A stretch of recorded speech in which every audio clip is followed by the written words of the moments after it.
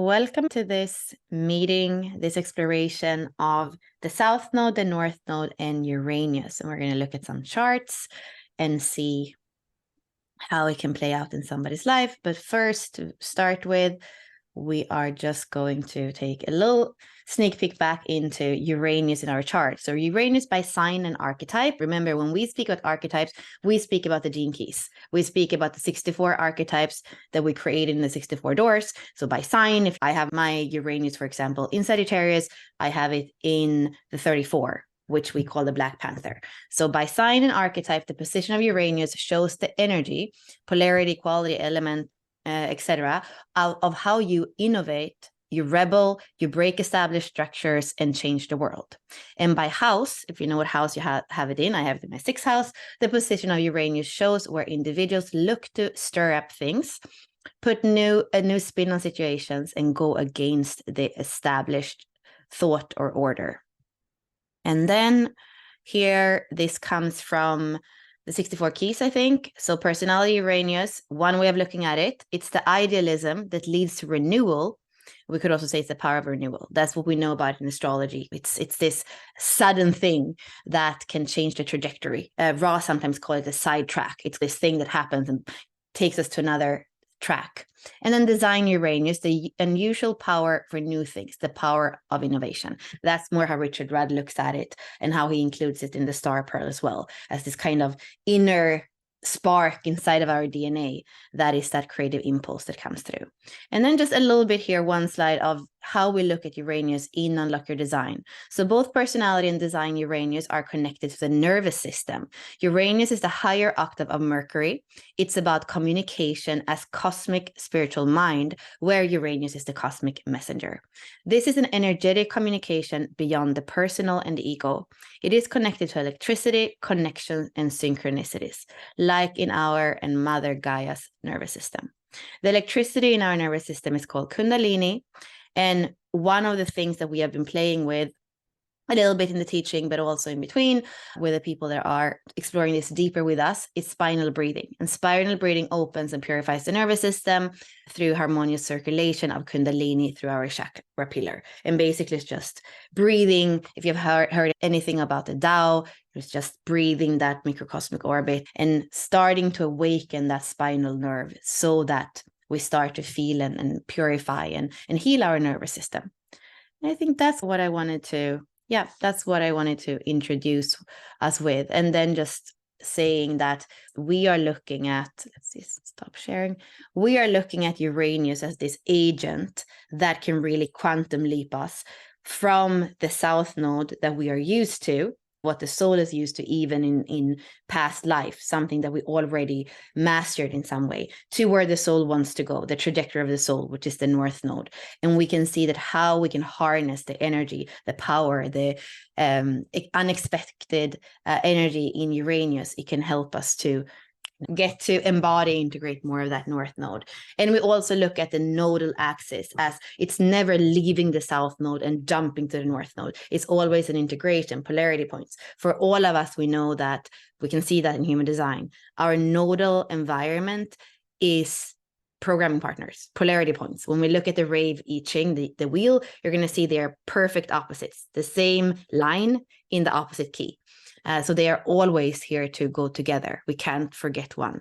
They are also looking in the hexagram of the I Ching, whatever your North Node is and however the hexagram is built, wherever the North Node has a yang line in the same position, the programming partner or the South Node is going to have a yin line. So in all positions, in all six positions of the hexagram, you're going to have both polarities. Ashley, do you want to preface anything before we jump in about the move? We call this the movement because it's part of the soul movement of how we start to express more authentically in the world, because we're embodying more of the whole kind of soul journey in our lives. Yeah. Let's just orient together with this place that we've been to, whether, like Bella mentioned, you've been through the whole movement trinity with us, or one of these, or none of them. For those of you that are coming in with no formal teaching or understanding of these, like Bella gave a really great rundown of it, and it may still be confusing because it's brand new for you. And that's okay. But the main thing that we want to illuminate with the movement is that with Uranus being that nervous system connection, it can be very much a spark of newness, a spark of shock. Like it can do many things to your nervous system. And depending on how adaptable you are, is the impact that change will make, like, press upon you. And so the movement also alludes to the movement that we have with the lineage and reward. So the nodal environment. In our lifetime, we are moving on this set path. And so we're moving on the wheel with those programming partners from one end to the other end. And so before age 50, you're living in the realm of lineage, and then we're moving towards reward. But for Spark, just to bring it back to business by design, we have classified Spark as the creative evolutionary impulse that connects you to the very heart of life. It shows you the spiritual impulse you are here to anchor into the material realm. Creativity brings you into harmony with universal rhythms. It is self-empowering and deeply fulfilling. So the spark can come as a shock, but you are here to be a rebel or a change agent for that thing, to bring that new thing into the world. Uranus is very revolutionary. It has this new energy about it that is going to shock people. First, it's going to shock you, then it's going to shock others. And you may feel that resistance to bring it out into the world because you have to be a rebel in a way to bring it forward. But this is your creative evolutionary impulse. It is what you are here to bring through. And the more you resist it, the more you're actually harming yourself and your own life force. It's like you're repressing your life force. You are harming yourself. So that's spark. And then lineage is the known path. Like I said, it's where you came from. And Bella mentioned it could even be things you've mastered in your past life. But it's an easy path that you connect to and that you create through. So you might cling to it. It's a comfort zone. And so how do we leave our comfort zone? Sometimes Uranus or the spark is going to come in and shock us onto the next path, or we're going to get off path and it's going to like zap us back on path, on track. But you're going to experience through lineage and through reward the content of your life through your interaction with your environment. So the way that your lineage and reward, your north node and south node, is not defined part of your personality. It's the cast, it's the characters, it's the set and the setting that your life is created upon. And so you're going to be surrounded by people in your family, in your lineage, that is going to portray the shadow, the gift, the city of this gene key or this activation. And then with reward, it's the path that wants to be explored or discovered. It's the polarity point of that south node because they're programming partners. So you're moving towards what's new, what's different, and oftentimes completely opposite to that. So it's the reward that you reap when you follow your North Star or that North Node and step into your future self. And so Uranus is going to come be that evolutionary spark that keeps moving you towards that future self. And so your environment is going to change because it's the exact pressure you need to evolve into into who you're meant to be, who you are becoming. So this is a becoming journey. So it's a movement from immaturity to maturity. It's a movement from where you were to where you are to where you are going. It's a movement on a plane, and you're moving on this earth plane. So many multidimensional facets of this. It's your movement, and it's your creative impulse, your creativity that then creates a movement in the world. So we find that this, like, the reward is like twofold. It's that you're moving towards your future self, your North Star, but also you're moving towards your purpose, your role, like you're creating with your life. How are you using your life force, your creativity, your life source to create in the world? That's what I wanted to share and orient you with. Yay. Okay, let's dive in.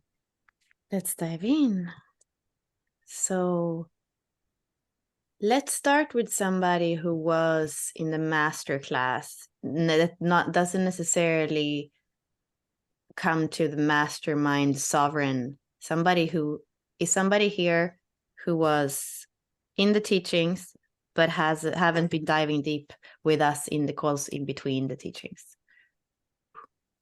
And who knows, maybe we don't even have that many people. We'll have some of you that are completely new too. But let's start with somebody who was. Who was in, the individual master Yeah, classes. Karen, you're always with us. Let's look at your chart. You've been faithful for all of these different, I think it's how many have we done now? Like, how many have we I don't done even actually? know. 15 almost. Or... 1970s. Yeah, 16 or 15. Yeah, crazy. Okay, so let's see in the chat. Go ahead and plop your chart in the chat, Karen, and we'll be able to. Oh, there it is. There it is. Actually, do you want to share it? Or... Sure. Let me pull it up. And what's cool with this one is that sometimes we're looking at stuff where we really need the astrological wheel. But when it comes to what we're looking at today, the nodes and Uranus, we actually have everything in our very foundational human design chart. So it makes it a little bit easier for those of us that are not super familiar with astrology. But it's sometimes nice to look at it in terms of astrology, because then you see the wheel, you see that they are opposite each other, and you see the geometry of it. One moment. I'm getting both of them. She shared. Oh, no, I'll just get. Yeah. Thank you, Karen. I love this chart because it will show us the zodiac sign in the house. I'm going to also plop then the link to genetic matrix, because we super endorse them for all the charts. If you're into human design, Jinkies, and astrology, you cannot at least sign up for a month for $12.99 or whatever it is, and To get all of your charts and all get your all your family's charts. Like, get all your charts if you haven't done it yet. Yeah. They've got a lot. This So chart is amazing. I'll just point out the spark and the lineage and reward. So spark, remember, we're focusing on unconscious Uranus, but oftentimes we're going to have the same gate activation. The houses might be different because it's 88 days prior, but 44.4 is Karen's unconscious Uranus. So that's the spark activation. It's a Scorpio gate in the third house of communication. Then we go to the North Node and South Node, and we can see that actually her nodal environment moves from an Aries gate to a Libra gate. It's actually opposite of what the current nodal environment is right now. Actually, the collective nodal environment is moving from 32 to 42, and she is taking a different journey from the individual to being in relationship. And to do that, we've got the 42.4, which we call the nomad, and the 32, which we call the guardian. So you see that this is an Aries gate in the 11th house, and then the 32 is a Libra gate in the 5th house. So yeah, that's the overview here. One last thing, 44 is a hanging gate in a defined center. So we've got access to the energy that's in the splenic center, body awareness, intuition, all of that juiciness, lots of activations in the splenic center. Missing the 26, looking for the 26, and then the 42 and the 32 are both complete channels. So there's a lot of strength and power in all of these activations, because she's not really looking to be activated except the hanging gate with the 26, which we call the hypnotist. So you've got this whole channel of maturation going on that hero's journey, beginning and completing these, excavating whatever medicine you need there. And then the 32 and the 54, which gives that aspiration to like climb the ladder to achieve things. And the 32 is also saying, like, what do we need to root out? What do we need to preserve? What do we need to let go of? And yeah. Okay. Karen, do you have a question when it comes to the Uranus or and the nodes? Like, is there something you have been pondering upon since you were in the masterclass that you want to bring in here? Not a specific question, but like I feel like I had clarity on many of the other placements in the master classes, and I feel like the North Node, I mean, I know like Ashley just said, they're all like the nodes are in full channels, and so like I feel like I should understand that better, but it's not clear to me. I don't feel the movement from the Aries to Libra clearly. Like, I mean, I guess it makes sense that South Node I understand better, and I don't see how I'm moving towards that whole Libra 32. It just hasn't shown up for me with clarity. Yeah, great question. Do you feel with your open emotional center and your open ego that you sometimes are a people pleaser? Like, oh, yeah. Absolutely. Okay, so I can understand the conflict, because those of us that have open emotional centers and that kind of feel that people pleasing, sometimes we're like, I don't want to go to Libra because then I'm going to have to think about everybody else even more, knowing that Libra is the 7th sign and connected to that energy of the other. And for me, when I see Libra in the North Node, it's a completely different kind of equilibrium. Like, it's a balance that you probably haven't felt before. And you have your North Node in the 5th house. So it's also something that you go from the 11th house of like seeing something, a super big picture and kind of humanity and where we're going, and like in some way finding the solution for everyone, to really your North Node is asking you in the 5th house. And the 32 in the 4th line is like, it's your heart double. It's a 4th line, so it's your heart. It's the 5th house, it's your heart, your joy, your creativity, your passion. So for me, there is something that needs to happen where maybe you have burnt yourself a bit with that energy of fire and the impulse and more the Aries thing. And it's going to something that is more like, that is for you, that is healthier for you, is what I feel like. It goes from a way of living, a way of doing it, maybe has been unhealthy, to something that is way more healthy. What are you guarding for? How do you do what you love? How is it more your heart than the bigger picture that is important? You are 1-3. You're here for first and foremost to live out that personal profile, the only completely perfect personal profile with 1 and 3 in the first trigram. And looking at your Uranus, it's so interesting in your chart, because it's actually going retrograde between the time that your soul incarnated in the design date and then the time you were born. It went retrograde, right? So you have the exact same. In 3 months later, it's in exactly the same spot. And it's also in the 5th house for you. So you're asked in some way to develop more of that creativity. And it seems like with the 44 in a 4th line, again, it's very much the heart, it's very much what you can breathe, and it has to do with the right allies. So somehow from going more maybe being a loner with the South Node in Aries and having to do it your way and apologize after, you're coming into something that seems way more balanced and way more in harmony, where you can really express your creativity, and you're going to have the right allies with you to do that. So your Uranus is asking you to find that soul fractal, and it's saying you the key to the 44, it's the line, right? The way of really tuning into that gene key. You see the tone, the chakra, the element is the 4th line. So a lot in your chart here, you're a 1-3, but a lot when it comes to this movement from the South Node to the North Node is asking you to come back to the heart and see what resonates, what feels in harmony, what doesn't burn. And that's what I feel in this. And somehow with an open G, it's also like a continuous navigation of like, who am I?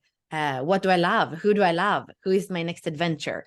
But really, it seems to me that for your trajectory, the element of of air, the breath, the heart, the friendship, the connection, the trust, the friendship, the community, the kinship seem to be really the focus for you to be able to find more of that harmony and more of those allies.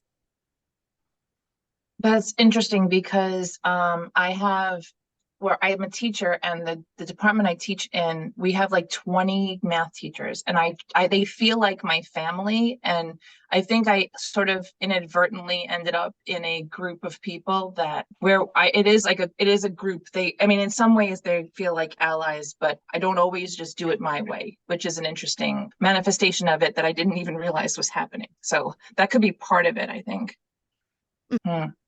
Okay. Thank you. Yeah, don't go into more people pleasing. Really think about harmony and creativity. Those are keywords, and the right people. It's definitely not about you thinking more about other people than you're already doing. It's what it feels like. That could be where you're going, misinterpreting what the trajectory is. Yeah, that's a good point, because I was thinking of it's that exact thing is what you just said is where I was confused. Like, I can't do it for other people. I still need to do for myself, but how do I do that with other people is really the trouble spot. And that is somehow where the 44 2 times is like coming in and say, let me surprise you, because that's what the Uranus wants to. It's there twice. It might take sometimes. Your Uranus is retrograde. So it seems like that's where it wants to show you. And maybe it's going to be in your, like, where you don't expect it really. But being aware of this, then you see it and then it comes in a way. You're aware of it and then it can manifest. Okay. Okay. Thank you. Thanks for sharing your chart with us.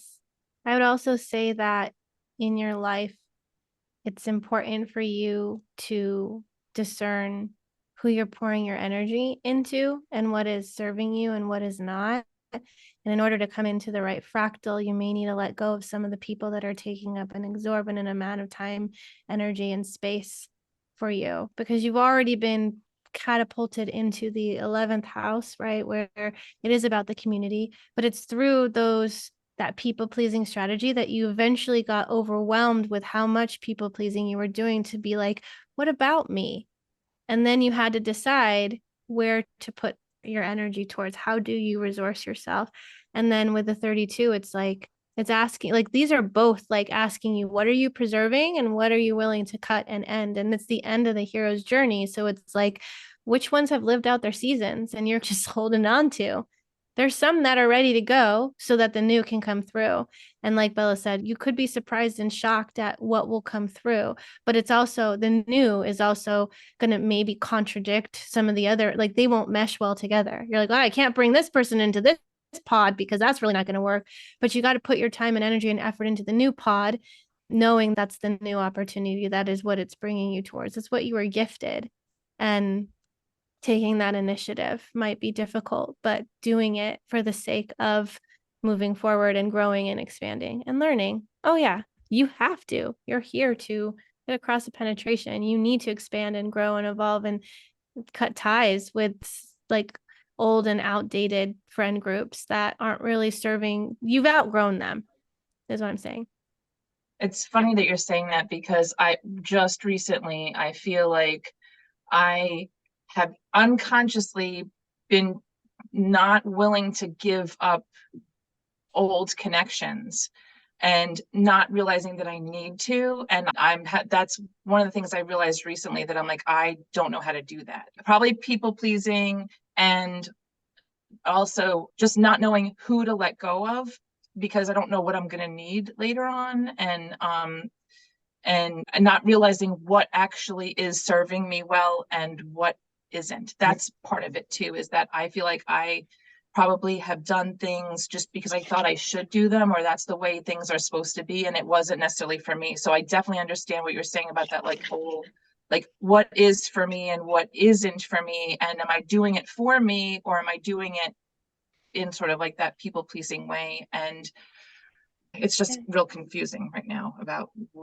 I agree, some things are old and have to go, and I just don't know if I'm ready to take the leap to the new thing. Like, is that the right new thing? Because this old thing is very much solid and stable, and so so interesting. You will figure it out, and Uranus will come to give you more shocks to help you make decisions, but you're on the path and you're moving. You can't help but move forward.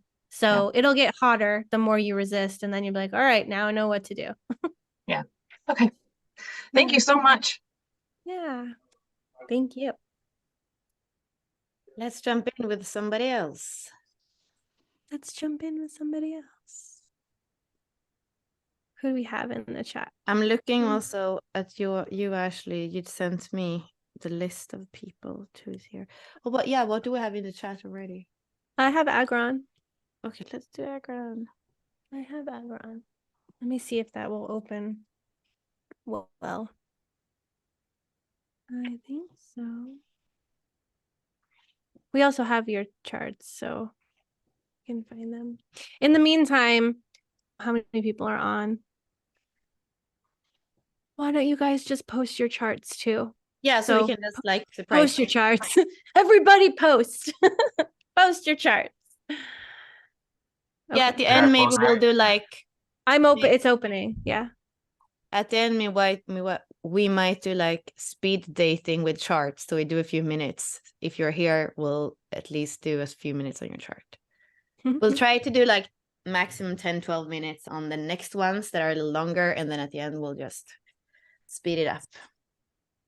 Speed dating. Okay, here we go. This is Agron's chart.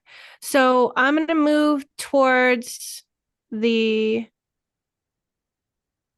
let's see, hold on. This one.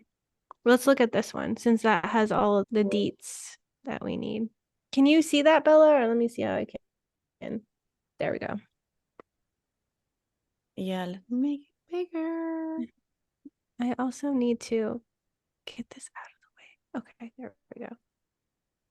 Oh, so here we're actually looking at the wheel to change things up. So we can see on the bottom where it says Taurus, we have the nodes together in gate 2. And we don't see that we have on the other side in gate 1 the south node, because we know that it's opposite, so it's always opposite. However, we see that the MC, which is the midheaven, is there. And the midheaven, if you remember that masterclass, it has to do where we can have authority naturally. It's where we're seen because it's the middle of the sky in the moment we're born. So it is a little bit paradoxical for a person to have the midheaven and also Saturn very close. It's like where you do your work, where you're seen, where you have your authority, where the world is saying, oh yeah, you're good at this. Opposite of your north node. It's like, okay, well, everybody likes me for this, and I have my south node here, and it's like, it's so normal for me to be here. Why should I go to the other side, right? And that's part of, in this chart, what the tension is somehow. And you can see, well, the sun and the moon and Mars, it's not really squaring, but it even feels like that is pulling to completely different direction as well and saying, oh, but don't forget this. But I would say in some way, yes, the water signs are a bit more powerful there than possibly the Taurus, but it's strong because we have Taurus with the north node, then we have the AC in Capricorn, so that's very earth, and then we have a conjunction in Cancer, water, that's very strong, and we have the south node and the MC and Saturn in Scorpio. So what I see here as a challenge is that a lot of it is going to be, okay, I need to be the first archetype, I'm going to be prime yang, I'm going to go frenetically because that's what I did in my past lifetime, that's what my soul knows how to do. It's just get it done. But somehow life is always going to put us into entropy at some times because we cannot just go frenetically. It just doesn't work. Frenetic is one of the shadows. It's the reactive shadow of the one. So life is going to put us in moments where there's no point. It doesn't feel like there's a point. There's no energy. There's entropy.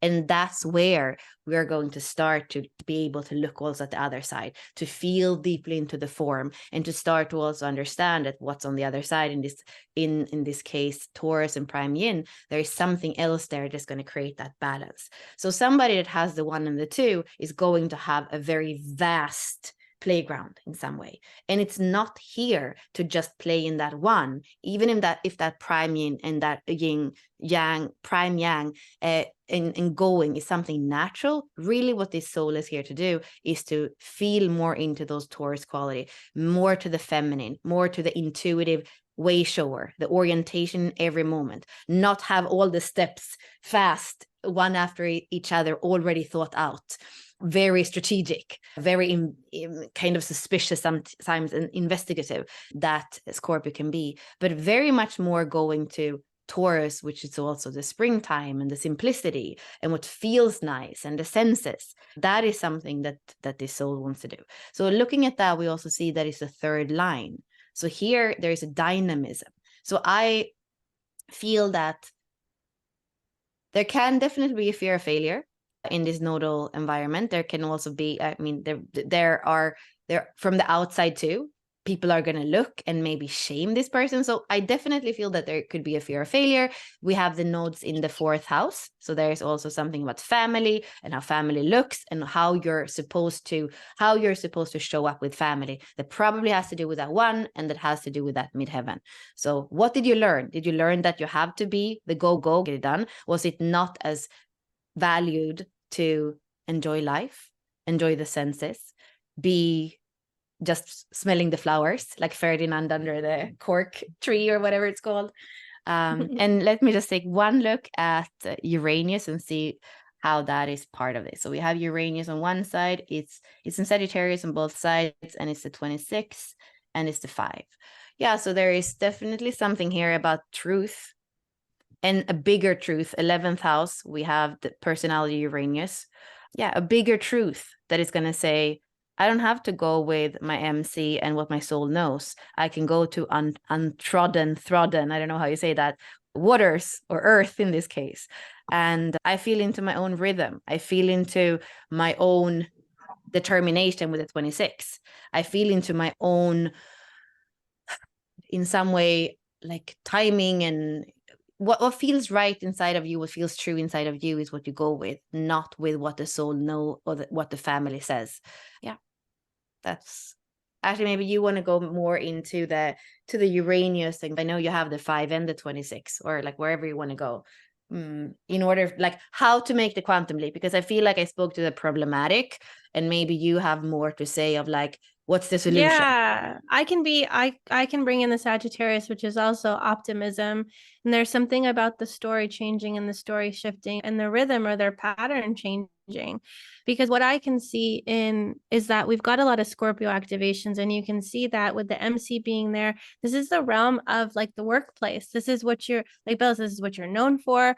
It's like, I can go to intensity. I can investigate. I can do all the things. I can be responsible. I can, like, being recognized and finding value in your work ethic and who you are. You also have Saturn, which is in the 10th house over here in the 43. Like, your ideas are attractive and influential to people. Like, your insights like are helpful. It's like your insights in that realm of business have been helpful. And I mean, because we know you, we know that you have worked and had responsibility for a large part of your life.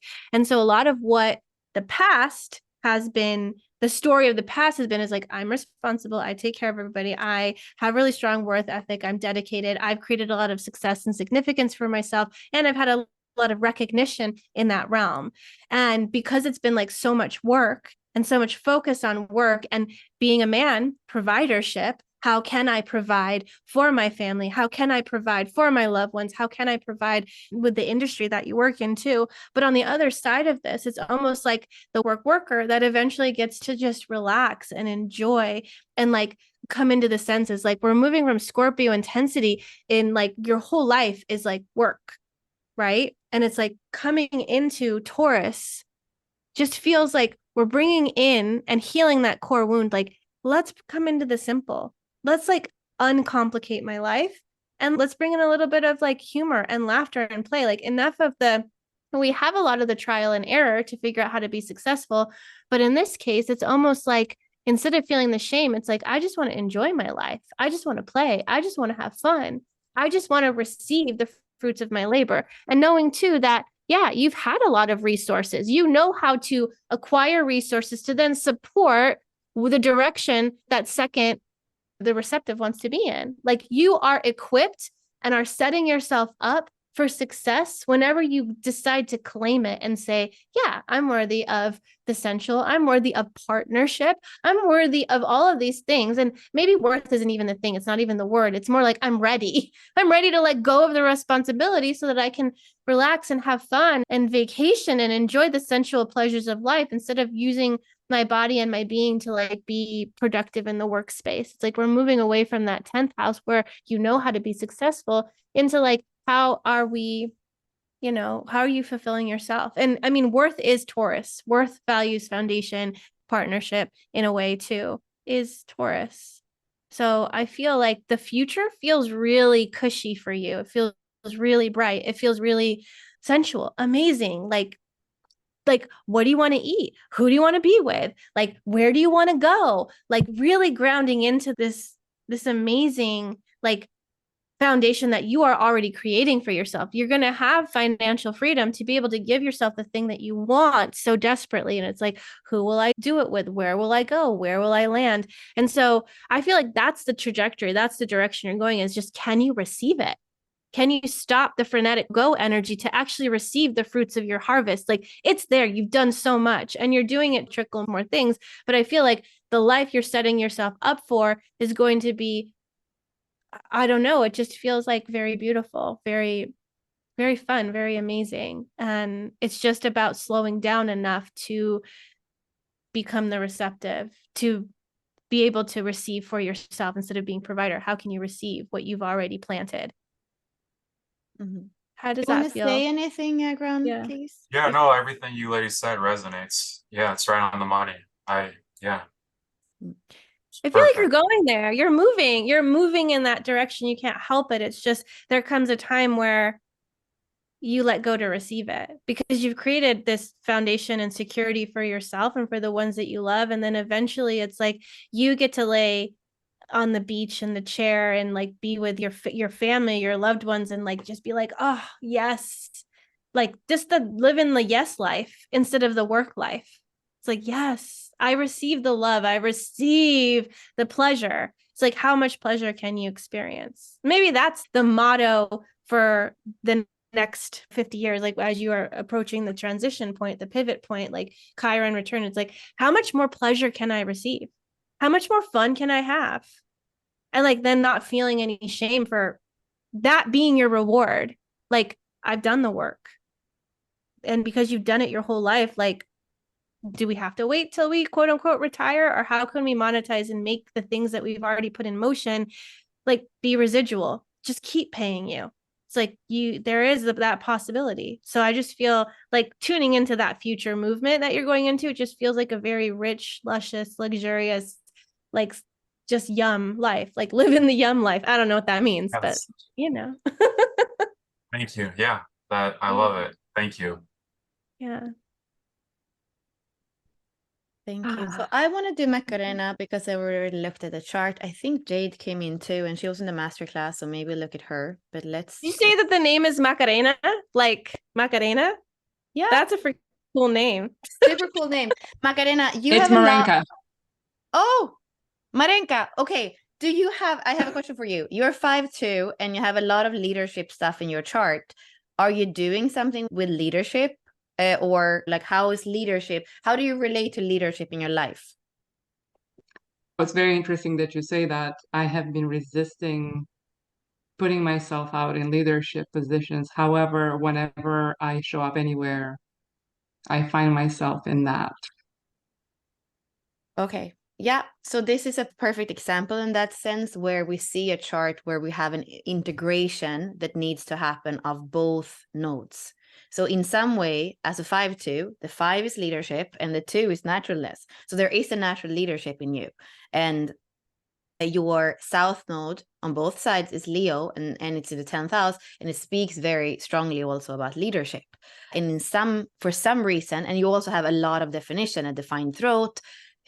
There is so much that wants to come through you. And I maybe before I continue, I wonder, like, what is it that do you know what the resistance is? Because there's nothing that I can see in your chart mechanically that would have you really well. I do see you have your Chiron in the 21, which is a tribal kind of leadership, and that's also your moon. So is there anything that happened when you were a child in areas maybe where you were born, or yourself, like when you were a child, maybe where your something happened with your self-worth, or like why do you feel like maybe you are resisting leadership? The thing that comes to mind, and yeah, it has to do with where I come from. It's like, who do you think you are as a woman to be a leader? And where are you from? Romania. Okay. And whose voice is that? Or is it is the collective voice of society, or is it any particular? It's the collective voice of the family. It's definitely the tribe. Mm-hmm. Yeah, so that 21, that is in an open ego center. So again, look here at the chart. There's so much definition. There's so much power. It's single definition. Everything is beautifully connected, 7 centers together. And then there is 2 open centers, and that 21 in Chiron is in an open or an undefined ego center. And it's also the moon. So the nurturing, we see the moon here, the nurturing of the child is in the 21, and it's also the Chiron. And the tribe is saying, who do you think you are? Who do you think you are to manage? Because the 21 is the manager archetype in the 64 doors. Who do you think you are? And really, what I see when I look at your life's work in Aquarius in gate 60 in the 5th line, and also at your north node in Aquarius, is like, this is the new leadership. And it's not about gender for sure. It's about the future. It's about the anticipation of the future.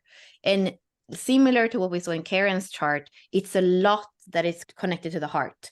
So it's a heart leadership, because you see you have a fourth line on this side on the heart. Leo and Aquarius want to be integrated. It's the love that you feel, personal love, and it's the love of the community. So it's all about love in the signs, Leo and Aquarius, and all about love in also in the lines. And then on this side, the same thing, you have a fourth line. And also, I think I was looking at Uranus. Is it the fourth line? Where's Uranus? Yes, it is. Uranus too is a fourth line. So there is something here about the heart leadership, maybe the feminine leadership, but more than anything, is a leadership of the future, and it's anticipating. And what I feel is that it's anticipating with the heart. And in your case, what I also see in your chart, which is beautiful, you have a single definition chart, and you have all the awareness centers connected to each other. Like they are all defined and they're connected. So you have instinctive awareness and intuition, you have logical awareness, and you have emotional awareness and intelligence. So in some way, you could be a way shower for a new way of having a compass that is not just the mind, or not just the emotions, or not just the intuition. It's this leadership that is balanced between all the awareness centers. And Ashley and I have done masterclass on what we call the Trivian being, when it kind of everything comes into the center, and we have that compass, and you also have a defined G center. So to me, you are a natural way shower, and you're here to break through limitations. The 6 is the gate of limitations, we call it the magician, I think. So you are here to break through limitations, and you're here to bring in something new that is there in the field. And the way to find it for you, it's really the key is the heart and the breath, and it's in the wind. It is in the field. The 41 is showing us that. The 31 is showing us that. Your wind over wind 57 is showing us that. And it's also what you have on the other side here. And something too, we saw that right before in a ground chart too, there is something about timing. Like when we speak about this sphere, Richard Rudd called it the creativity sphere, and we call it the spark. But when you have a first line there, it's like life is unexpected. So you need to feel into your timing. Maybe it wasn't the right timing. Like when is the timing for the future to come in? So for you, it's to feel deeply into your nervous system, to your body, to your everything that you are, and then find the moments, the timing of where is it worth it to break through the limits. Maybe you need to move somewhere else. I mean, your English doesn't sound like you don't, like it seems like you live, it sounds like you live in another country than where you were born. There is something about you finding the conditions, even the unexpected conditions, to be able to naturally express that leadership. That for me, in your case, is very much a beautiful weave between the personal leadership and the collective leadership, here to show the way for. And it's not the little tribe, is in some way, a larger leadership of breaking through limitations of humanity in some sense. Mm-hmm. You were always Thank you so meant to much. be, you were always meant to be in that spotlight, to have the spotlight on you. 31, 33, like Bella said, Leo gate. And it's like, you're here to be recognized for that, to be known for that. And I feel that you're anticipating, like Bella said, the future. You're anticipating what's coming through. And Leo's very creative, but it's like, it's a personal creativity. We haven't quite gotten to the relational one. Like, what am I here to share? And maybe even look at, what do they need from me? Why are they asking? Like, why do I need to remind them? Like, why is it that I'm being placed in these positions? Because the 33 and the 19, it's like remembering, and also like the 19 is approach. Is it like, these are the people that are my audience. How do I approach them? How do I deliver to them what they need? Why am I the one to deliver what they need? Why is everyone coming to me for these answers, for these things? But just knowing, like, that's what you're built for. You are going to attract people that are going to recognize you, and to be like you're going to have many different fractals, the fourth line, many different opportunities. And each of those opportunities and those pods are going to have different needs that you're going to be like tuning into and being like, okay. And it's like, what is it that you need to remember? that then you need to share, because the fourth line is about that heart sharing too. So what am I remembering? And then what am I sharing? And so there's a lot of remembering happening for you in the first 50 years of your life, and a lot of leadership that's being given to you because you're in the limelight to interact with people, to share what's inside of you to them. In the same way, like as what you're coming into is having a wider impact on humanity with Aquarius, which is related to the 10th house. And like, what are you anticipating? And what is it that's coming from the future that you're then bringing and sharing with the people? And it's like, you actually need this, but it's not here yet. But let me deliver to you this message. Let me share with you from my heart what's coming that you haven't tuned into yet. But you're receiving the medicine of, because you've been there, you've done that, you've experienced it. And you're here to be an amazing manifester in a way too. Like you, and also the nervous system and your kundalini and your sexuality and your life force. You see that your life's work is conjunct your attraction sphere, your design moon. So it's extremely important for you that you have, like, you feel that energy, that life force. You are in your body. You're not supposed to be in your completely open head or in your ego center trying to prove yourself, because there's nothing to prove. You're here to be you, and you're here to bring in the future. You even see that your vocation and the core wound is also Aquarius. So there is going to be, there is a little bit of that healing that needs to happen. And you say that you have already told us what the conditioning is. And it makes so much sense that conditioning is connected to the undefined ego, and also a little bit of the confusion and the doubt. Can I step up to leadership? Well, you're made for leadership, but it's not the leadership the way that that's been so far in this world. It's something new that you're feeling into, and that you have all the mechanics, all the power, all the connection in your chart to actually embody it and express it. So hopefully you're not letting the world wait too much for it to happen. Thank you so much. I really appreciate it. Thank you. Yay. Yay. Who's next? I know Jade jumped in, and I know that she has been with us. Jade, are you still here, and do you have your charts?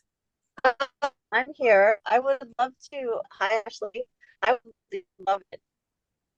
Hello. Oh, you're breaking up a little bit, Jade. Or a lot of it.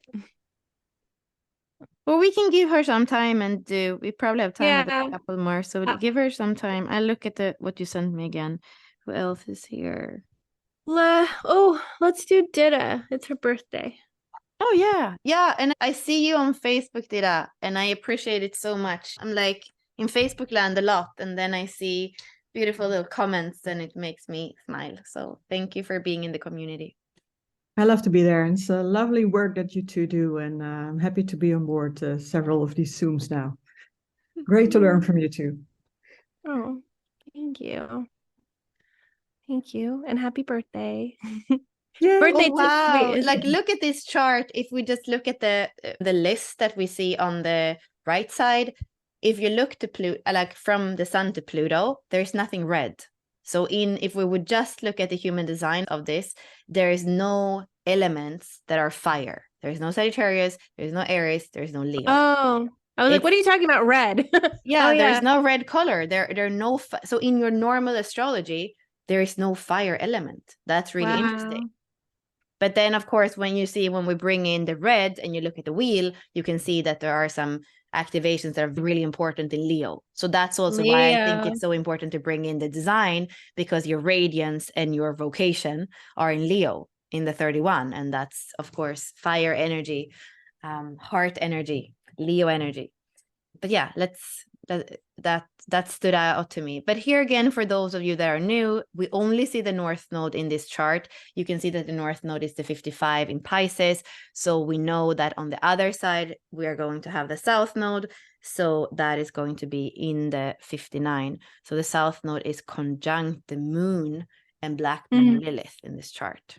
And maybe, Ashley, do you want to start? I feel like I was diving in all the time. Why don't you Why don't I do it? Okay. Yes. So like Bella mentioned, North Node is in the 55 and South Node 55.2. South Node is in the 59. And then we have the Spark, which is in 18.2, and all the second line. They're all second line. So what we're weaving here is we've got the Hermit and we've got about relating and partnership and mirroring and reciprocity. So there's something here, and let's see, North Node is Pisces.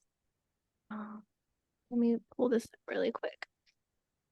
So if we are in relating, in relationships, and the place in which you're having this like transformation happening, or like where your past has been, it's in the realm of intimacy. We've got 59.2.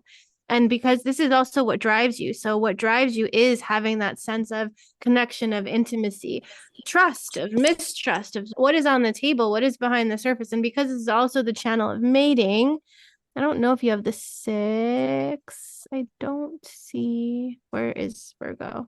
Do you have the 6? Oh, 6 is Pluto. Okay, so you have the whole channel of mating here. So the 6 and the 59 are coming together. I'm wondering and asking, like, what has been your experience in relationships? Has it been the area that you're experiencing the most conflict, turmoil, transformation, or are you like, what is the experience that you have in the area of relating and relationships? Are you currently married or have a partner, or what's happening in that realm? That's what I want to know. I'm currently married, but since this year it's an open relation.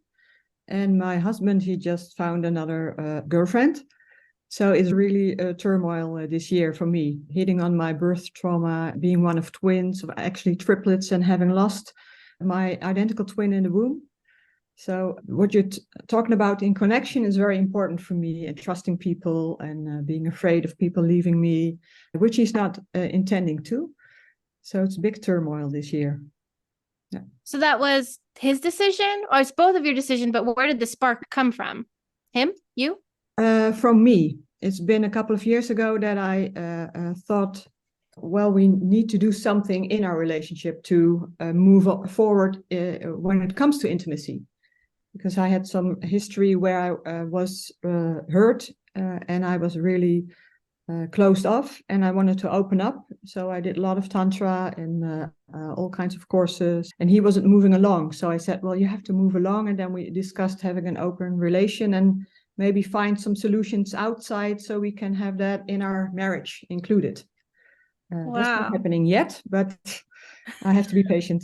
Very brave of you, though. I mean, with the wound that you're carrying and the things that you are willing to like dive into and transform, you are 50.6. So you are a Scorpio maestro. Like the 50 is normally Libra, right? And then towards the end of it, we get into Scorpio season. So you're kicking this off. Like, we're going to go there. I'll go there with you because I want to stay with you. I want to transform this relationship. Like, how much more can we grow together? And so I do really believe that, like, I think your second line in a way knows that there's a lot that can be learned within in the connection and reciprocity in the relationship. And sometimes we're just not getting it. We're in denial. And so we need to experience it in another relationship and another relating to feel into like, oh, shoot, the problem's me. Because it's transferring from relationship to relationship. So it seems like, in a way, like super brave, because I know that being a 6-2, like the second line's like, they like their soulmates, they like their person, they like their partnership, and they're picky. So they're like, you're my person, I choose you. And then to open that up is to really poke at that wound of the second line. Mm-hmm. To be like, oh, do I trust that you are my person, that you will not leave me, that you will not deny me or reject me? Let me C2, 18.2, like also that judgment. So it's like judgment either from the other or from yourself or towards the relationship. Like, how is that transforming the relationship by like finding like what can be improved, what is off? When you're feeling that dissatisfaction, how can we correct this? So feeling into when dissatisfaction comes and like movement, momentum, like relating, intimacy is lacking, you're getting your finger on that pulse and you're like, okay, we're not as close and this thing is not evolving. So where do we need to go from here? What can we correct? And like finding those solutions, because that's what the 18 does as well. So you're really good in terms of that, of what does this relationship need? How does the relating need to go? And he also has the 18 in his chart. And we both can be very judgmental towards each other. But now we're really with the Tantra background, and he's also starting to do Tantra since this year. And so we now are really looking at ourselves, and I'm really very judgmental when I get angry or stuff like that. And I was never jealous, but now I'm very jealous. But I can see it's my birth trauma because his girlfriend is more like my twin, who gets all the attention, which my twin sister, who's alive, always got, and I didn't. So I can really see what's happening in our relationship and what's about me, and it's not about him. So I'm actually becoming more softer towards myself when it comes to being judgmental towards myself, and then not judging him anymore. Wow. That's amazing. And so such a blessing for you to see these things that are coming up in your emotional waters too. It's like, and then getting the opportunity to communicate it. Like, do you have the opportunity to reveal what's on your heart? And also with all those activations in Leo wants to be on the stage to express it.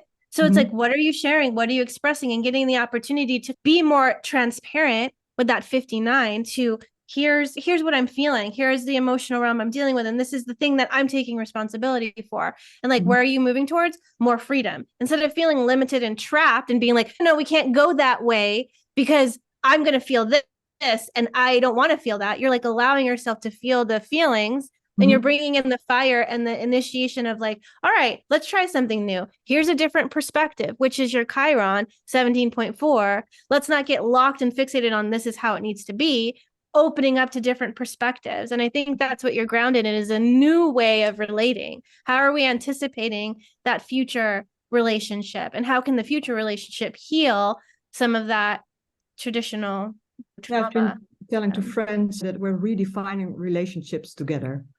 Wow. Having a different perspective on what a relationship should look like. And have more, the only relationship that's important is with yourself. And if that's grounded, then we can, I always use an H, capital H, with the bridge in between. And some people like me, I was crossing the bridge and getting him to my side, but now I'm going to stay on my side of the bridge and we can connect in the middle. And he has to do his part, I have to do my part. And that's a really interesting road to ride on. Yeah. Wow.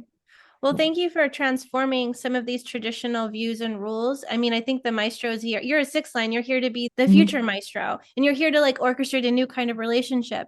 And I remember in the book, Richard said that wherever we create a rule, we create a rebel. And in a way, you guys are becoming the rebel of the old rule of this is how a relationship needs to be. So it's like you're utilizing and being that lead, being that new archetype of what relationship and relating can be. Because how can we get harmony in the relationship when the traditional old values and structures aren't really working here anymore? Exactly. Yeah.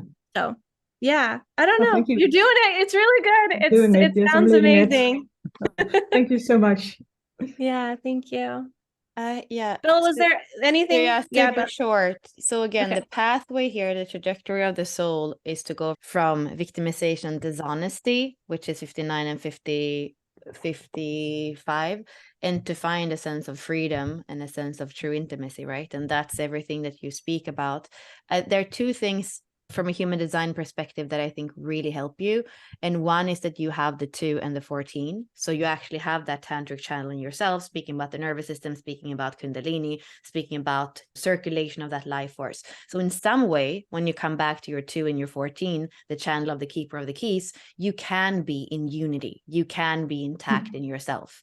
And that is super important for you to work on that energy, because then your husband or whoever you're going to meet in the world, in the tantric world, because life is tantra, is going to also be in some way holding themselves.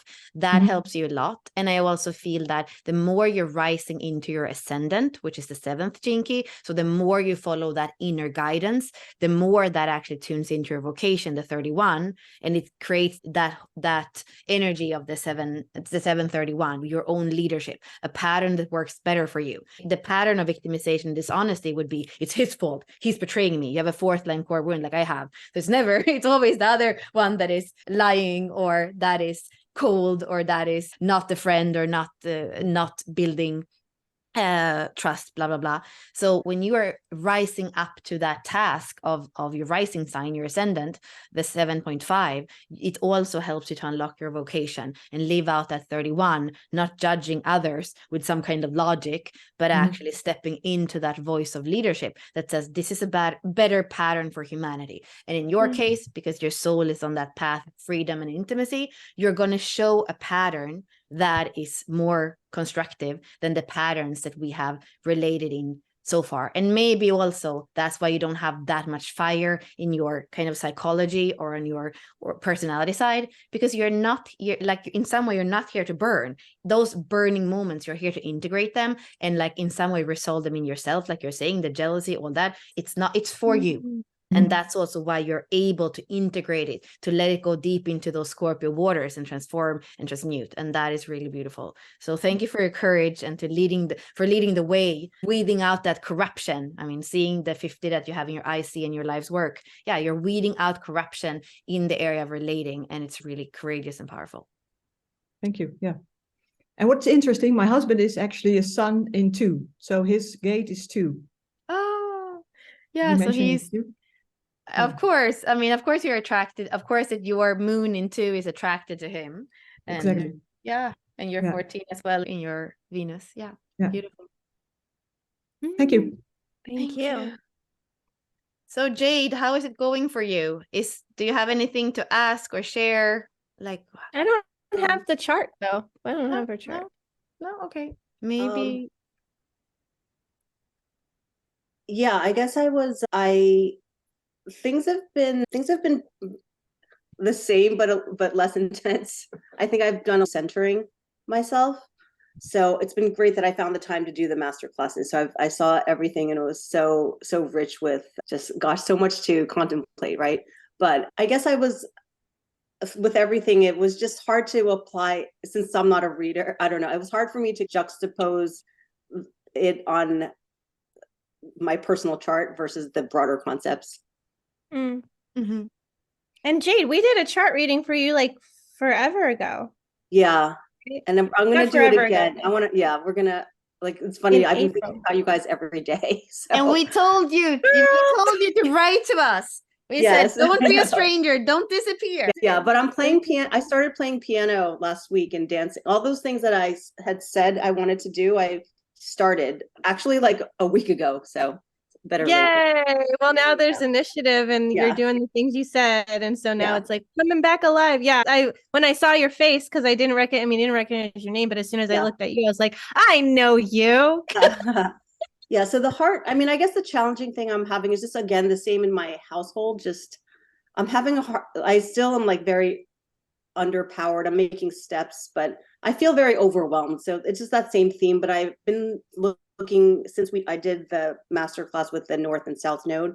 I did see how I don't know the numbers, but like something with versatility as the gift frequency. South node. The 16 is your South node in Gemini, and the 9 is your North node. Yeah, 16 to 9. I really, it did hit home. Like, wow, I have been that the Jill of all trades, and that versatility is literally killing me. And now I've got to be more determined and take steps into this. Yeah, I can't even explain it, but I feel like energetically embodying it. So it's coming out different in my life. I'm actually applying my energy to things where previously I would have shied away from because it's very structured and it feels a little out of reach for me. Like things like making hires or just things that I'm just being more systematic, and that doesn't come natural to me. Mm-hmm. Yeah, feel like you're leaving. I mean, your 16's in Gemini. I'm leaving from Gemini, which is short journeys, to Sagittarius, which is long journeys. And it feels like the universe is like, well, yeah, you can do all the things, but outsource the things that you don't really want to do, because there's all these expectations of what you can do because you have a lot of power and energy to do it. But let's not do it because now it's depleting you. So like your Uranus is coming in to shock you with the 32 to be like, hey, why don't we look at this overall system and see, like, is this efficient? How is this inefficient? Where can you focus your time and energy? Like, what is it that you want to garden? You don't need to have all these crops in here. It's like just depleting you, having to figure out, how do I make sure the tomatoes ripen? And how do I make sure the zucchini happens? And oh my God, too many zucchinis. Like, get rid of some of the stuff that you're doing and let somebody else do it. If you want to keep the crops, like somebody else tend the zucchini because I'm not doing it anymore. But at least you know how to do it, so you can delegate and be like, someone else do it. Now you get to move towards the North Node in Sagittarius, and little by little, you get to make steps and strides towards more of that mastery of the single thing that you need to be doing instead of all of them. Yeah, right. more of your own fire of truth and your own weirdness and your own spirituality. 12th house is all that we can't really see, that we can't really touch. It's everything that you are interested in that maybe is not, maybe your family can't even see. And then Sagittarius is about truth. So like I actually say, much less micromanaging in the communication in the everyday, that yes, you have the versatility, but somehow, yeah, that's what your soul even knew how to do in other lives. It's much more the truth of kind of spirituality and all that. And there is some corruption to weed out and to see, what am I really guardian for? Am I guardian for what my soul and my personality knows? Or am I a guardian for discovering the truth that wants to be burst through me? That's the what I would summarize it as. Yes. Okay, that makes sense. I've been quite esoteric about thinking about it, and I think because I'm trying to understand what Sagittarius means in relation to this, like versus the Gemini. I know like the other, I can't It's the remember who it was. bigger truth. It's definitely the bigger I truth, see. and never staying in just the everyday. So it's even having to travel far if you have to, and maybe go somewhere and even find a way of having somebody take care of your children for a while, because you just feel that you need to go to some sacred site or whatever, like Yeah. or like a deep inner journey. You just need to be with yourself, because the 12th house is that. So it's to allow yourself to go for the truth, even if it means travel deep or far, for that to Yes, kind and of I think come that, through. yeah, and that's how I feel like things are changing very much inside, but not so much on the outside yet. Like it seems like it's taking a lot of tedious, just determination, like repetition to try. I'm trying to sync up the outside with where my inside is going. So, Okay. So should we take a look at thank you. Katie? Thank you. Thank Should we you. take a look at Katie? Because that's the chart that's been there from the very kind of beginning. And then after that, I don't know what more. Katie, your role model with your North Node in Cancer. Do you have anything that you want to ask, so that we have Dang. something? Didn't we have two? We had 5-2, 5-2, 6-2, 6-2. Like that's a lot of second lines in the body. Hi there. It's Kathy. So for a second, I didn't realize you were talking about me. You said Katie, but that's okay. So yeah, I'm just really curious. Uranus is one of the points that I feel like I have never really understood in my chart. So I've got the 59 3 times all on the design side. And so I understand the 59 in general, but the flavor of it in Uranus, and then adding in the layer of the 40, and that's on my will center, which is so completely heavily defined. Just wondering if you could put some perspective on your thoughts on Uranus in relationship to my chart in general. Yeah, we see the nodal environment goes from Capricorn and the gate of struggle to, which is much more kind of the work in the outside world. And then it goes to Cancer and the 39. So going from the outer responsibility to the inner liberation. And then for me, when I look at those Virgo archetypes, the 40 and the 59, for me, there's a lot of priestess energy. And going back to Ditta and the tantric way of living, it's Virgo's mutable earth. So how is going into that kind of the energy of the virgin, of sexuality, of being the priestess? How is that allowing you to tune in more into the Cancer energy, more into the nurturing? Somehow you have, I feel like there's a lot of polarity looking at the 14 and the 8. The 14 is one of the two keys in the codon ring of fire. The 8 in your revolution is one of the two jinkies in the codon ring of water. And then having Pisces and Virgo here as well on the other side. It's like, yeah, water and earth, that's feminine, but it's also kind of fire and water. So I wonder what is the polarity that you are most that you're most comfortable with. Also that very defined egocentric. Okay, I'm just going to go. I have the willpower. I'm going to penetrate. I'm going to do it. Like, how do you feel in touch with kind of the feminine, the flowy, the Shakti, the surrendering of the 40, the softness in some way? Because we know that you're contagious. It looks like where you're going. You're idealistic, but your South Node says, I know how to take responsibility. I know how to get things done. But I wonder how this softer, more feminine, more Shakti, sensual, sexual side of you, how that's expressed in your life. Wow, that's a interesting way to look at it. I do feel like there's a polarity in everything about my design. I mean, I'm a projector with like so much initiating energy in these 3 defined motors. And so I'm a Scorpio sun and an Aquarius moon. I'm just like polarities everywhere, right? So I've totally burnt out my will because I have no gallbladder. I've worked because I can, right? So I've just done things sheerly because I can. And I did really come from this energy, this provocative gate 39 energy of, I did a lot of advocacy and this moral righteousness that was in there. And I'm really now in a place where I am very much open to allowing rather than pushing. That's become really important and really clear to me. But what I have found is I still don't know when enough is enough. Does that make sense?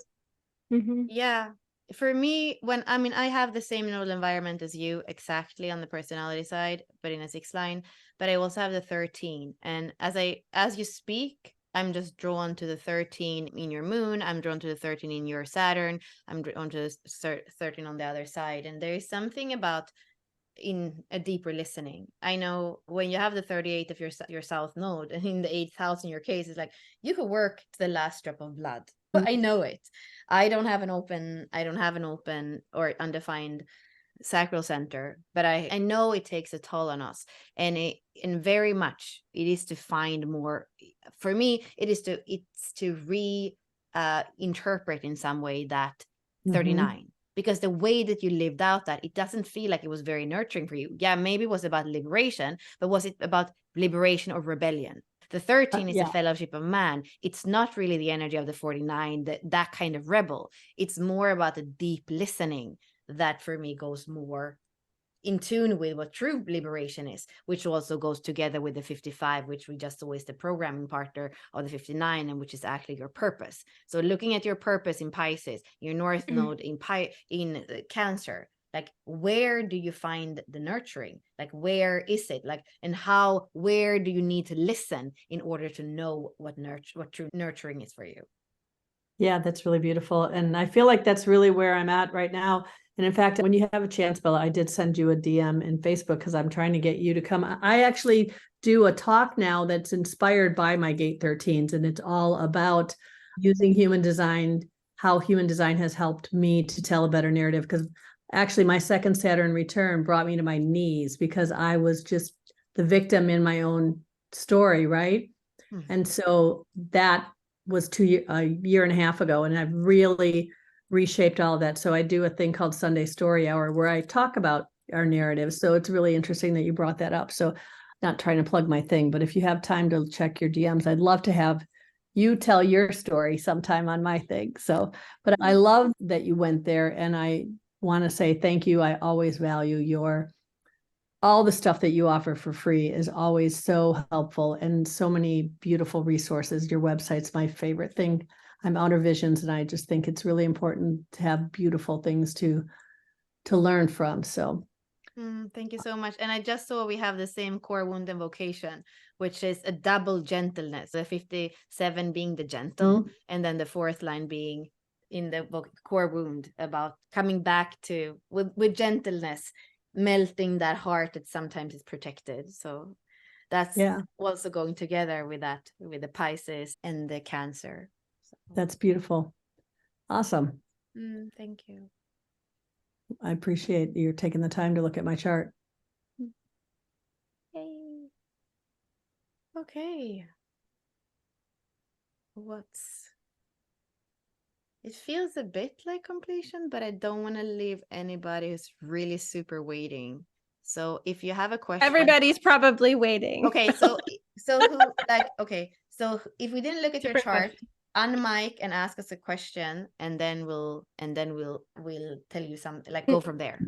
Yeah, and before we do that, just to let you know like where we're going, because this is so movement was the second to the last thing in the BBD series. Now we're going into something that we call the transmission, which is going to be weaving Mercury, which we are going into messaging. So, I mean, what you just said, Kathy, is cool because I mean, we're going into the story, the transmission, and then we're going to move into the moon, which we call drive, and values, which is your Venus or your IQ. So we're going to go into that trinity. That's the last trinity of business by design.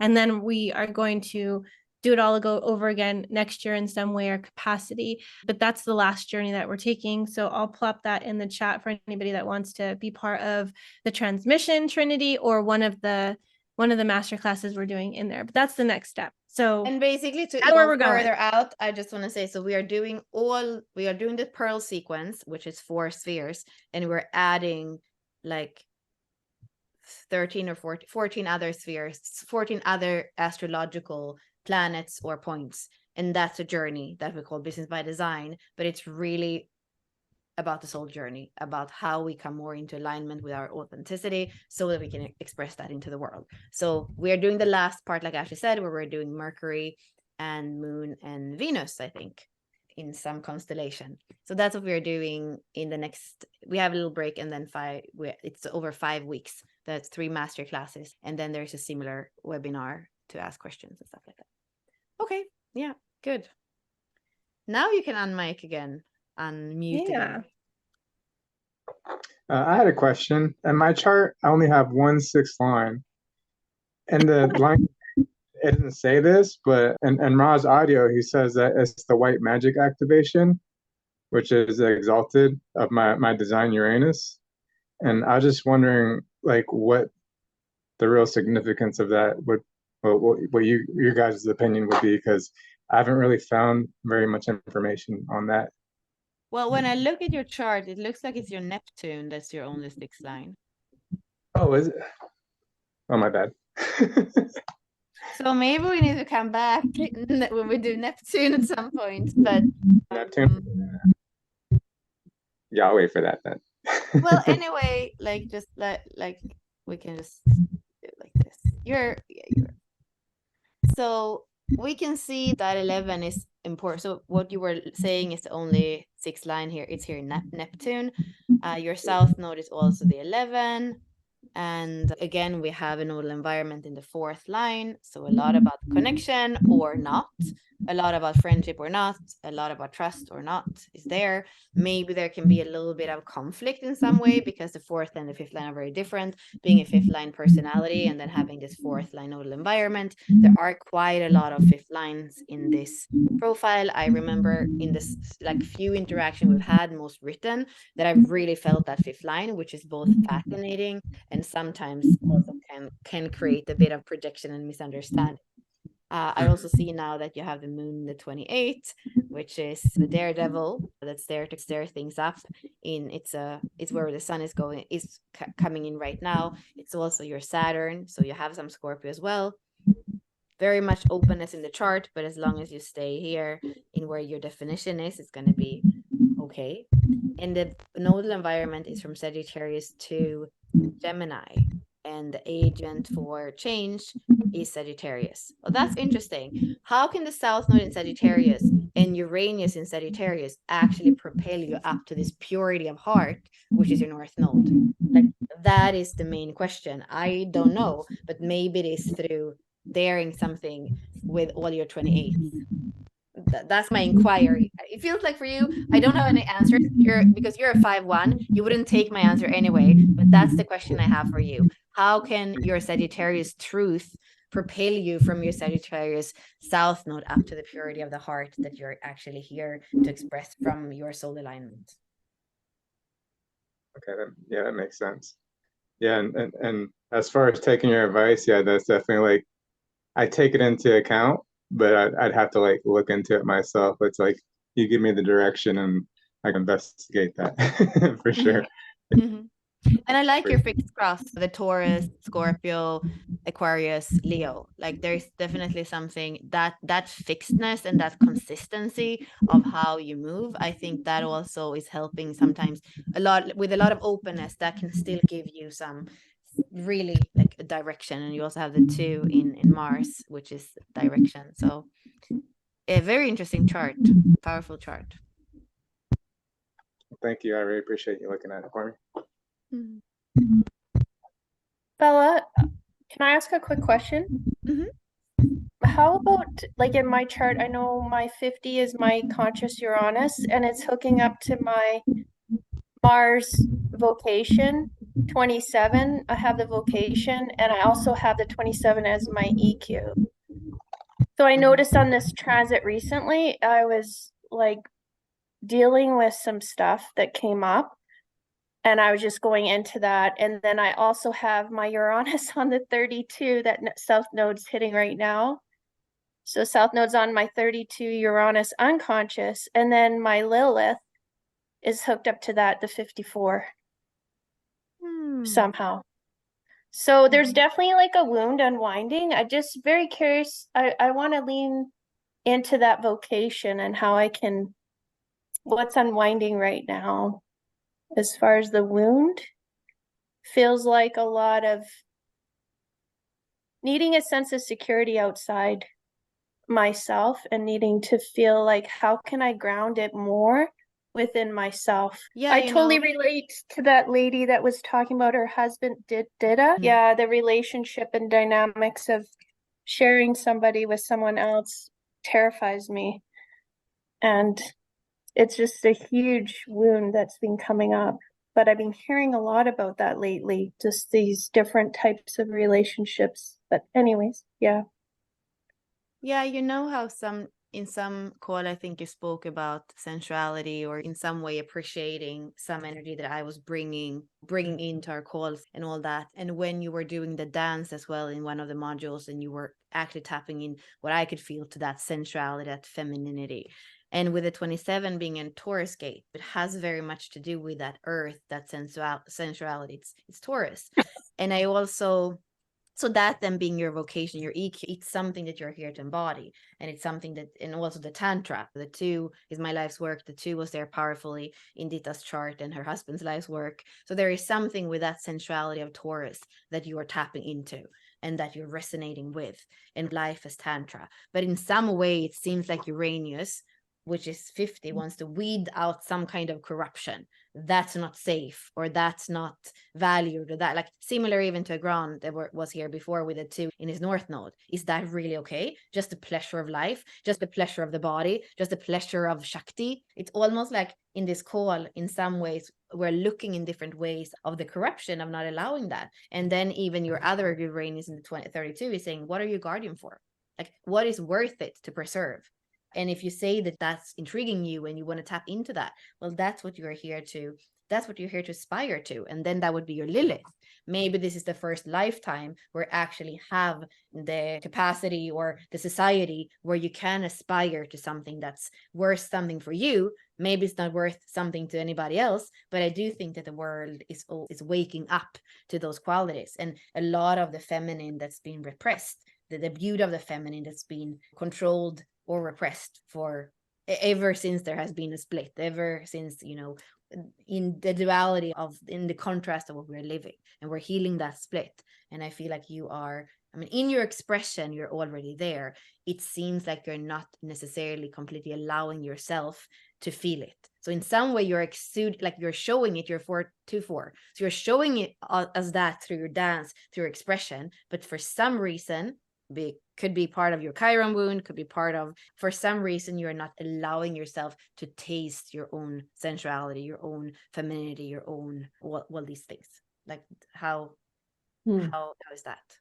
Yeah, the thought of sharing my partner with anyone is absolutely terrifying to me. Like, not that we've talked about it or wanted to do it, but it's part of my blockage because it creates a lot of tension when I feel like he's not being present, like when he's distracted to something else. And then I'm like this, like It's like an intense fear of abandonment or injustice, and somehow like when I'm showing up and pouring a lot into that, yeah, it's just, But it's I not think necessarily your way either. If you have 2750, which is between the sacral, you have, did you say that? No, wait, 27 is your vocation, and yeah, Uranus is 27 is my EQ and my vocation, and then I have the 50 in my Uranus conscious. Yeah.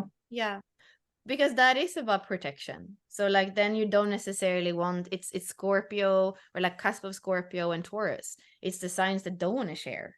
They don't want to share. They Yeah. want loyalty. So it's also not, and the 2 and the 4, they want merging completely with all the body fluids and with all the trust and with all the heart. So if you are 2-4 with a 50-27, and that's part of your emotional makeup, it might not be sharing that's right for you. It might be, again, I don't know why I was led there, to feel deeply into your sensuality and share that 1,000,000% with one person. It might be. I'm not saying it is, but I to not appreciate- go against what you feel. I feel like I really appreciate that. That's just what I needed to hear, because that's what I'm feeling, but I feel judged by it because it seems like the now thing is other people and not just that. Like it feels like in the collective, there's a lot around everything being open, and I feel such a resistance to it. And I felt like I was judging myself for that, like, oh, I'm being selfish and too clingy or something, but just, oh my God, the thought of it is terrifying. So I really appreciate you just acknowledging that, maybe just accepting that part of myself, that it's more sacred for me. Connection, intimate connection is the most sacred thing to me. Thank you. Thank you so much. Thank you for everyone here. I love listening to everyone's stories. Ashley, you're looking busy. Well, what's happening on your end? I sent a bunch of links, and you know me, I have a defined ego. I'm like, we're done. However, I see Kelly and I want to say hi because I haven't seen you in a really long time, Kelly. Hi. Nice seeing you. What's alive? I do have a quick question if you guys have a moment. I know we're at the end here. And then we'll wrap it. Yeah, I have very little earth energy, right? And I know I'm supposed to I have so much that I'm trying to bring into form right now. And so like my Uranus placements, they're both the gate 11. I have a lot of unusual ideas, and I'm just like, and my North Node is in Aries, which is fire. And I'm just trying to figure out how these elements come together to create for me. Would you have a chart? Because it feels like we would, yeah, but there's no elements. Like, would you have a chart that can where you actually have the elements on the side too? Because people probably don't know if what sign a gate is in. And I don't think we have your chart, do we? I can look at her, but I don't think so. Maybe we do. Maybe we did the recorded reading for you or something. Kelly. No. Been a reading, but I was in. I mean, we can. I can pull it up on Genetic Matrix, but I did put. No, don't worry. Let's see. I have so many charts, so I don't know which one it is. Okay, here. Did you grab it? Because I got it up too. I think it's this one. Is it this one? Yeah. Okay. I mean, I feel like your question is not the question. Like, I feel like where you're leading us is not necessarily what we're supposed to look at. And I don't remember. You said you were bringing things into form, but you don't have enough earth energy. That's your question. But I am feeling that's not really what we're supposed to look at. I don't mean that I don't have enough. I just I am I feel ungrounded. I feel so connected to something fucking huge, and I feel ungrounded. And I'm trying to bridge the gap of what I'm doing, and I'm right on the edge. And I'm just curious if anything today will move some of that for me. You have a lot of pressure. Sorry, yeah, you can hear it in her. You can hear it in her voice. Like when you talk about it, you can hear the shake or instability of it. Right. Undefined head, undefined root, the pressure centers. and one Yeah. gate in each, and one is Neptune. So even in that 58, there is something that's not necessarily really the truth. Like there's something veiled that 58 for in your open route for me is in some way leading you astray, the same way with possibly the 64, which is the gate of confusion in your like inner communication in the fourth line in your head. So for me, those two, it's not the place to be. You're dissatisfied in some way, the 58, for why things are not coming in form. And then there is something with your inner critic or your inner voice, your inner communication that kind of says, I'm not really sure what I'm bringing to form. But it seems like it's very much going back to, like we always say to people, you want to go back to your definition. And you, as somebody else that we looked at before, oh yeah, the leadership chart, the leadership of the future, 3 awareness centers that are defined. So for you, it's very much finding that compass and that stability between your instinctive awareness, your emotional awareness, and no, we actually don't have 3. You have an open ajna. So it feels like your chart wants to find balance between your instinctive, intuitive awareness and your emotional awareness. And that when that happens, there is a lot of empowerment in the integration circuits, like all this, and your voice can come through and there's initiation happening. I feel like you're hanging out in your open center some way, and that there you're losing energy. And when you come back to where your definition is, then your message is going to be more clear. And I don't necessarily know if what's going to come, you're 5-1, you're a heretic. Like it's a solution. It's not necessarily like, it seems like if you're just home, the message will come through. The initiation will just come through.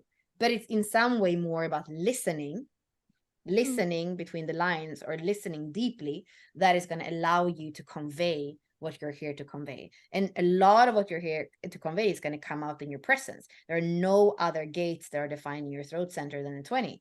And the 20 in your case is it's your challenge. So your challenge is to just be present and not feel all that freaking like life force that's like pumping in the 58, in that open, in that undefined root center. There is no stress when you can just hear everything that's not said and in between the lines, and you can tune into your innocence, right? Then, which is the cusp between Aries and Pisces, where the wheel is ending and where the wheel is starting in like the tropical zodiac, then I feel like you will be empowered. But it's in the press of you being in yourself and listening as much to your emotions as to your kind of splenic instinct and intuition, that you can start to find that balance. So it's feeling like this between emotions and instinct, and not like this between pressure up here and pressure here.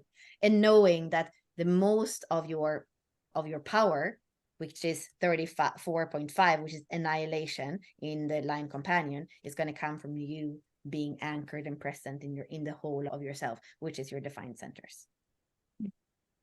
Cool. Yeah. So what just happened for me there was like, I have the 43, so obviously my mind is very noisy. It talks a lot. But what you both were helpful in doing is actually giving me a voice of the not self, like a physical voice of it, so I can hear it outside of myself, because otherwise the voice all sounds the same. But now I can tune into that and be like, oh, you're the not self.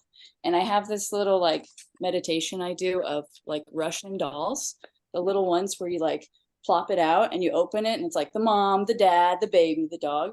But it's just like, I will practice taking those pieces of me out, right? So it's like, okay, we don't need you right now, but now I can separate myself from this experience, from this voice, and I can be able to like do my 40 thing, right? Which is my radiance, and I can provide for it a little bit better rather than being enmeshed with it where I can't provide its needs. So thank you for the voice.